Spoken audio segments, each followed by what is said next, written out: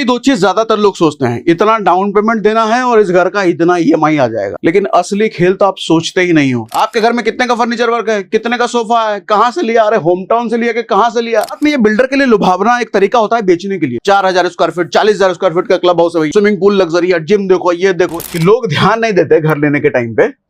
आपका ना लोगों का पर्सपेक्टिव बेसिकली सोच क्या होता है, घर लेते टाइम दो खर्चा आएगा, एक तो ईएमआई आएगा, ठीक है, और डाउन पेमेंट आएगा। यही दो चीज ज्यादातर लोग सोचते हैं, इतना डाउन पेमेंट देना है और इस घर का इतना ईएमआई आ जाएगा। लेकिन असली खेल तो आप सोचते ही नहीं हो। सर 20% डाउन पेमेंट तो जाएगा, कोई भी फ्लैट या घर लोगे तो 5 से 7% रजिस्ट्री भी जाता है। फीमेल के नाम पे ले रहे हो तो 5%, मेल के नाम पे ले रहे हो तो 7%। ये कौन सोचेगा? और ये मोटा अमाउंट होता है, 5 से 7% है आपके टोटल प्रॉपर्टी का।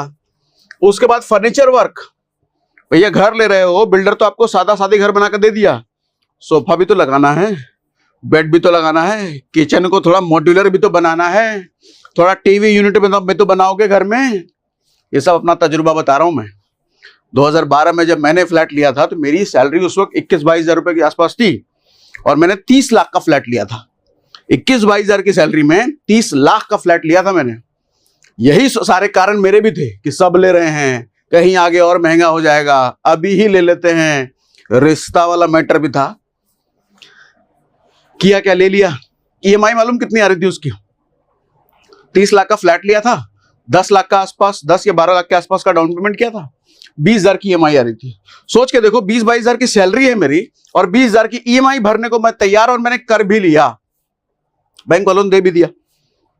अब 10-12 लाख का तो जुगाड़ कहीं से कर लिया था इधर उधर से, वो नहीं बोलोगे तो वरना आप और हंसोगे मेरे पे, लेकिन कर लिया था। वो बेवकूफियां सारे करते तो हमने बेवकूफी करी। सर घर तो ले लिया, जब घर में घुसे पोजीशन मिले तो बहुत अच्छा लगा, लेकिन उसके बाद में जिंदगी बदतर हो गई थी। सच बताता हूं, बदतर हो गई। हर रोज ये सोच करके रोते थे क्यों लिया ये घर। क्राइसिस में हो गई पूरी जिंदगी। पूरी जिंदगी के मतलब जब तक चल रहे थे। अच्छा, घर किसी को बता भी नहीं सकते कि हमने अपना घर लिया है। क्यों? वो कहे देखने के लिए आएगा घर, अरे घर ले लिया, हमको जरा दिखाओ। और हम दिखाना नहीं चाहते हम किसी को अपना घर। क्यों? क्योंकि घर में सोफा नहीं है, घर में सिर्फ एक बेड खरीदा हुआ है, किसी तरीके से सेकंड हैंड OLX पे ढूंढ करके बेड खरीदा था, वो भी दिखाने लायक नहीं था किसी को। कोई टीवी यूनिट नहीं है, रॉ किचन है, खाली है, कोई फर्नीचर वर्क नहीं है, इसलिए किसी को बुला भी नहीं सकते अपना घर होने के बावजूद। दिखाएंगे तो क्या कहेगा, तो और गरीब समझेगा। घर तो ले लिया, लेकिन हर रोज किसी तरीके से रोने वाली हालत में बीत रही थी। क्रेडिट कार्ड के कर्जे चढ़ रहे हैं, EMI किसी तरीके से जा रहे हैं, जिंदगी किसी तरीके से, टेंशन का माहौल, डिप्रेशन, अरे टेंशन, मतलब जिंदगी बद से बदतर, बिकॉज ऑफ एक होम लोन, बिकॉज ऑफ एक फ्लैट। ये इस पर ध्यान नहीं दिया था। ये अचानक आया हुआ खर्चा आता है, ये भी अचानक आया हुआ खर्चा होता है जिसके बारे में हम पहले सोचते नहीं है। बहुत जरूरी है। सोसाइटी में रहोगे तो लोग अपना अपना फर्नीचर वर्क दिखाते हैं, अरे देखो हमने 5 लाख का करवाया, हमने 10 लाख का करवाया, 15 लाख का करवाया। आप क्या बोलोगे? जिस सोसाइटी में रहते हो वहां यही हाल है भैया। ये सब बातें होती हैं, और अगर 4 औरतें मिल जाएं, शादीशुदा हो, तो इन बातों को तो झेलना ही पड़ेगा आपको, बच नहीं सकते इससे। आपके घर में कितने का फर्नीचर वर्क है, कितने का सोफा है, कहां से लिया, अरे होम टाउन से लिया कि कहां से लिया, टीवी कौन से ब्रांड का है, कितने इंच का LED है, OLED है कि LED है, पता नहीं कौन कौन सा LED होता है, सागवान की लकड़ी का बेड बनाया हो या नॉर्मल है। ये सब बहुत डिटेलिंग में बातें होती है। जरा लेकर देखो सोसाइटी में, भुगता हुआ है हमने। उसके बाद मंथली एक्सपेंस में हम सिर्फ EMI सोचते हैं, EMI इतना जाएगा, मेंटेनेंस कौन जोड़ेगा चाचा?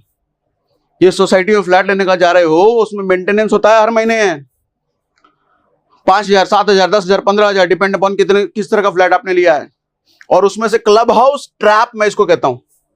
आज के सोसाइटी में घर लेने जाओगे तो क्लब हाउस के नाम पे आपसे अच्छा खासा पहले तो 1 टाइम चार्ज लिया जाता है, क्लब हाउस का चार्ज, और उसके मेंटेनेंस के नाम पे हर महीने आपको चपत लगाई जाती है। ये क्लब हाउस ट्रैप मैं क्यों कह रहा हूं? ये क्लब हाउस ट्रैप ये है कि सर किसी भी सोसाइटी में आप चले जाओ, उस सोसाइटी में रह रहे सिर्फ 1% लोग, सिर्फ 1% लोग क्लब हाउस को यूज करते हैं। बाकी 99% यूज नहीं करते, लेकिन उसके मेंटेनेंस का पैसा हर महीने भरते हैं। किसी भी सोसाइटी में जाकर के स्विमिंग पूल की हालत देख लो। आप सुबह चले जाओ, शाम चले जाओ, दिन भर तो कोई नहीं आता, दिन भर वैसे ऑपरेशनल भी नहीं रहता। शाम चले जाओ, सुबह चले जाओ, बच्चे मिलेंगे, 1 आध 2 बच्चे, कुछ लोग 1 आध 2 लोग मिलेंगे जो वेले हैं, खाली हैं, या जिन टेंशन फ्री हैं, बाकी कोई नहीं जाता। जिम जाकर के देख लो, कोई नहीं होता जिम में। क्लब हाउस की सारी एमिनिटीज में आगे जाके देख लो, आपको 1% लोग मिलेंगे पूरी सोसाइटी के, लेकिन मेंटेनेंस कितने लोग पे कर रहे हैं? सारे के सारे 100%। यानी कि 5,000, 10,000, 8,000 रुपए महीना पे कर रहे हो। किस चीज का? जिस चीज को आप कभी यूज ही नहीं कर रहे, उस चीज का पे कर रहे हो।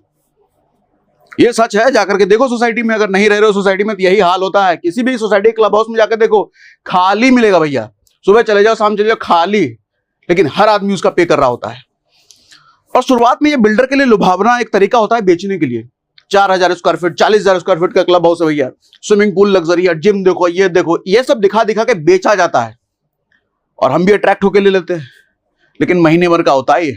महीने भर तो आप रोज जाओगे, जिम पे लोगे, डंबल उठाओगे, स्विमिंग पूल में उलट उलट के नहाओगे, हैं? लेकिन महीने भर बाद अपने दिल जिंदगी का इतना टेंशन है, कमाई धमाई मुलझे पड़े, कौन जाएगा क्लब हाउस यार? ठीक है, तो ये बेसिकली चीजें होती हैं। उसके बाद टॉप मोस्ट प्रायोरिटी मेरे हिसाब से क्या होना चाहिए सर? सुकून। जिंदगी में ना ये बहुत इंपॉर्टेंट है, इसके बिना तो कुछ है ही नहीं। मेरे हिसाब से जिंदगी का पर्पस है सुकून। कितना भी पैसा कमा लो, सुकून नहीं तो क्या आएगा? अभी आमिर खान का मैं पॉडकास्ट देख रहा था, वो कहता है 30 साल तक मैंने सिर्फ फिल्मों में काम किया, फैमिली को टाइम ही नहीं दिया और मैं डिप्रेशन में हूं। आमिर खान की जब फिल्म रिलीज होती है ना, तो रात भर भाई साहब सोते ही नहीं और लगता रहता है साथ में कोई चाहिए। इस हालत का मेंटल प्रेशर होता है। फिल्म रिलीज हो रही है तो फैमिली को टाइम ही नहीं दे पाए 30 साल तक। क्या है इसी लाइफ का, ऐसे स्टारडम का, ऐसे फेम का क्या करोगे? जिंदगी में हैप्पीनेस नाम का एच नहीं है, हैप्पीनेस का एच नहीं है चाचा, इतने बड़े बड़े स्टार्स की लाइफ में क्या करोगे फिर? ये होना बहुत जरूरी है सर। एक्टिव इनकम बंद भी हो जाए तो सर्वाइवल चलता रहे, सबसे पहला जुगाड़ ये कर लो। आपका एक्टिव इनकम जिधर से भी कमा रहे हो, धंधे पानी से, नौकरी चाकरी से, सर्वाइवल आपका चलता रहे, ये बनाओ। दूसरी चीज होती है, आप जब ना रहो तो आपकी फैमिली का सर्वाइवल चलता रहे। यानी कि मैं कहता हूं टर्म इंश्योरेंस। कल को जिंदगी ना रहे तो फैमिली पर आफत ना आए, इसलिए टर्म इंश्योरेंस लेकर के रखो। टर्म इंश्योरेंस भरपाई कर देगा। उसके बाद मैं कहता हूं जब बॉडी काम करने लायक ना रहे और तब भी फैमिली का सर्वाइवल चलता रहे, यानी कि हेल्थ इंश्योरेंस। क्योंकि जिंदगी का कोई भरोसा नहीं है भैया, एक्सीडेंट हो गया, बीमारी हो गया, कुछ भी हो गया, हॉस्पिटल जाना पड़ा, लाखों का खर्चा आ गया, ये बचा लेगा। ठीक है। और उसके बाद सबसे ज्यादा इंपॉर्टेंट जो मैंने अपनी लाइफ में किया भी है, invest on yourself very high, very high. Mutual fund invest करना है, बिल्कुल करो। इमरजेंसी फंड बनाना है, बिल्कुल करो। स्टॉक मार्केट करना है, बिल्कुल करो। प्रॉपर्टी इन्वेस्ट करना है, बिल्कुल करो। जिधर करना है, बिल्कुल करो। लेकिन इस सब से कहीं ज्यादा खुद पे इन्वेस्ट करो, क्योंकि स्टॉक मार्केट आपको 15-20% रिटर्न दे सकता है, प्रॉपर्टी भी आपको 12-15% रिटर्न दे सकता है, लेकिन ये आपको 1000% रिटर्न देगा या 1,00,000% देगा, 1,00,00,000% देगा, कुछ नहीं पता। इतना इन्वेस्टमेंट दुनिया में कहीं कोई नहीं दे सकता जितना पे खुद पे किया हुआ इन्वेस्टमेंट दे सकता है।